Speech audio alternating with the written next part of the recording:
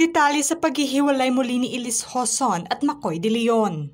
Elise Hoson at Makoy De Leon, espekulasyong naghiwalay ulit. Ito ang buong istorya. Maugong na usap-usapan na naman ngayon ang napabalitang hiwalayan ng magpartner na si Elise Hoson at Makoy De Leon. Naging malaman kasi ang mga binitawang pahayag ng aktor ngayon. Matapos na isiniwalat niya kamakailan nang makapanayam siya ni Ogie Diaz sa Ogie Inspires vlog nito. Malaman ang mga binitawang pahayag nito, ngunit hindi naman niya direktang sinabi na hiwalay na sila ni Elise. Dahil ang tanging nasambit lamang niya ay ang lahat ng kanyang pagpupursige at pagsisikap ay para umano sa kanyang anak. Naging sensitibo naman ang mga ibinulgar ni Makoy tungkol na sa kanyang buhay. Inamin nitong muntik na umano niyang tapusin ang kanyang buhay at umabot sa puntong hindi na niya maintindihan ang lahat. Aniya, may pangyayari na isang snap lang, binagsak ako ng Panginoon. Naaabot na sa isusugal ko yung life ko kasi at that moment sabi ko, Lord, kung sakaling ano ang plano mo sa akin, ikaw na ang bahala. Sa dagdag pa na pagkwento nito, nag-drive lang ako ng motor ko kahit saan hindi ko na alam kung saan ako pupunta. Pero awa ng Diyos, ligtas naman ako. Sa punto ng buhay niyang iyon ay nagising umano siya sa realidad at binigyan umano siya ng signs nito na hindi pa huli ang lahat. Sa dagdag pa na pagkwento nito, nung nagmotor ako Mama Ogs, paakyat ako ng Rizal at naisip ko, bahala na, umabot ako sa isang kapihan na ako lang mag-isa at nanunood ako, city view lang.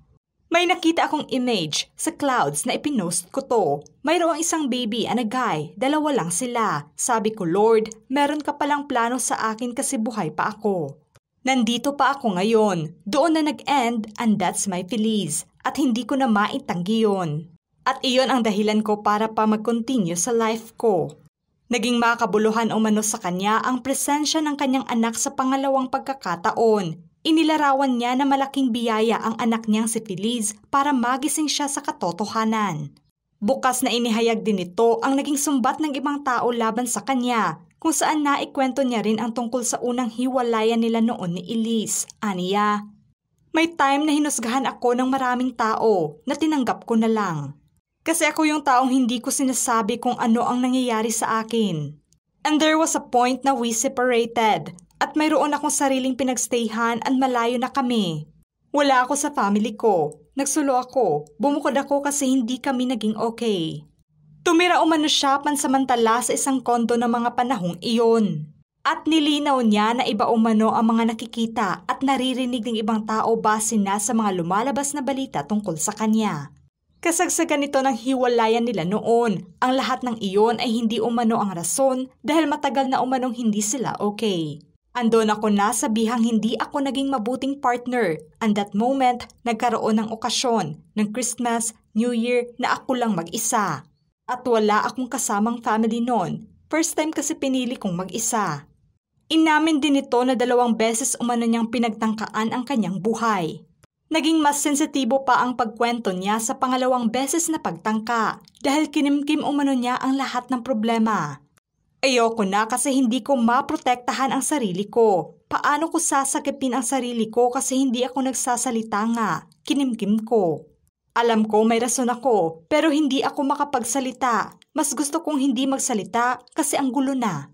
Ni-request ko lang na makita ko yung picture ng anak ko and after noon na-realize ko na from now on, kaya ko ikukontinue yung life ko para sa baby ko. Tanging iniisip lamang daw niya ng puntong iyon ay ang kanyang anak. Paano na lamang kung mawawala siya? Every time na may pinagdadaanan ako, may problemang dumarating, siya lang lagi ang nakikita ko para maging okay ako. Sobrang mahal ko yung anak ko na yun. Kaya pag birthday isi-celebrate mo ang life. Sabi ko simula ngayon, hindi ko isi-celebrate ang buhay ko. Isi-celebrate ko ang birthday lagi about sa anak ko, kunwari sa park, sa kids party, basta about lagi kay Feliz. Dagdag pa ng aktor na diretsahang sinabi niya rin kay Coco Martin na hindi umano niya magagawa ang pag-arte sa Batang Quiapo kundi dahil sa anak niya. Eto umano ang kanyang pinaghugutan ng inspirasyon sa buhay. Sabi ko kay Kuya, hindi ko magagawa itong Batang Quiapo kundi dahil sa anak ko. At siguro ito rin ang ginawa ko sa In Thy Name movie. Hindi ko alam kung paano ako humugot ng lakas na hindi ako nagkakasakit kasi inspirasyon ko yung anak ko. Tangi ang pangalan lamang ng kanyang anak ang paulit-ulit niyang binanggit sa naturang panayam. Naging palaisipan tuloy kaagad sa mga netizens ang espekulasyong baka naghiwalay muli ang couple. Sa panayam din kasi nito ay sinabi niya na kahit anumang oras na gusto niyang makita ang anak ay nakikita naman daw niya ito at nakakasama sa pagkwento pa nito. Always naman ang mami niya nandyan. Never siya nagkulang and always ko rin sinasabi sa kanya na you are the perfect mom for her. Walang ibang makakapalit niyan. Ikaw ang pinaka-the best nanay para sa kanya. Sa pahayag niyang ito ay tila malinaw para sa iba na baka hiwalay na nga sila at nasa co-parenting setup na lamang sila sa kanilang anak. Nitong buwan lamang ay binahagi nga ni Elise ang family pictures na kuha mula sa bakasyon sa Japan. Hindi naman direktang inamin ng aktor ang tunay na estado ng relasyon nila ngayon. Naging malimit na nga lang ito sa kanyang mga sagot. Bilang isang artista ay pinoprotektahan pa rin niya ang kanyang pamilya dahil kahit ano pa man ang sabihin niya ay magagamit lamang ito laban sa kanya. Mas maganda o manong maging pribado na lamang ang lahat. Sa panahon kasi ngayon, ang daming nagmamarunong, matalino, may tama rin pero mayroong hindi talaga okay.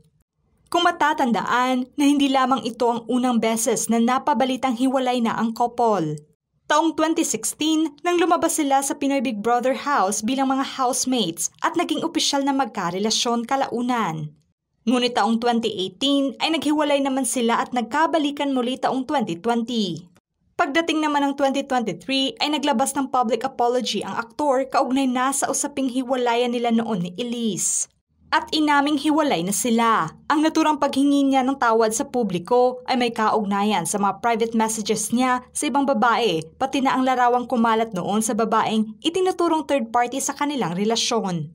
Nilinaw niya noon na hindi third party ang rason ng hiwalayan nila dahil bago pa man kumalat ang tungkol sa larawang iyon at mga screenshots ay matagal na umano silang hiwalay ni Elise. Makailang beses nang naghiwalay ang couple at ngayon na umugong ulit ang tungkol sa hiwalayan ay nanatiling malimit pa rin ang couple sa pagsagot ng direkta sa tanong ng karamihan tungkol na sa estado ng relasyon nila. Wala namang nabanggit ang aktor ngayon na may matinding pag-aaway na nangyari sa relasyon nila. Ang malinaw lamang ay parehong pinagtuunan nila ng pansin ang pagpapalaki sa kanilang nag-iisang anak. Iginiit naman ng aktor na ayaw na niyang isapubliko pa ang tungkol sa kanilang pamilya. At sagutin pa ang tanong ng karamihan tungkol na sa kanyang personal na buhay. Nilinaw rin niya na nasa maganda ang estado ng relasyon niya sa kanyang anak. At ayaw umano niyang magkulang siya bilang isang ama. Ano ang masasabi niyo sa espekulasyong hiwalayan muli ni Elise Hoson at Makoy De Leon? Just comment below.